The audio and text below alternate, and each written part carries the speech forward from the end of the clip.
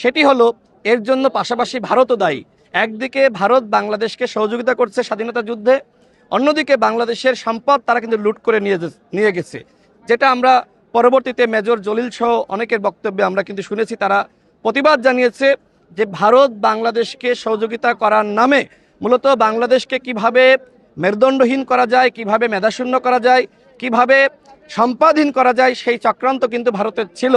তো যাই হোক, আমরা দেখেছি যে শুধুমাত্র স্বাধীনতার আগেই যে বাংলাদেশকে মেধাশূন্য করা হয়েছে সেটি নয়, বরং এই 54 বছর ধরেই কিন্তু বাংলাদেশকে মেধাশূন্য করার একটি চক্রান্ত ছিল।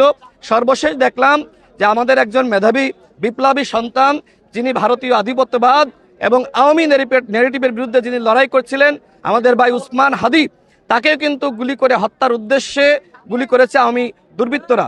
এবং উসমান হাদিকে আমরা মনে করি যে শেখ হাসিনার সরাসরি নির্দেশনায় গুলি চালানো হয়েছে।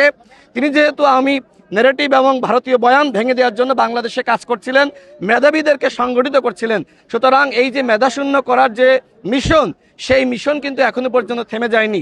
আমি বাংলাদেশের জনগণকে বলবো, আপনারা একতাবদ্ধ হন। আরেক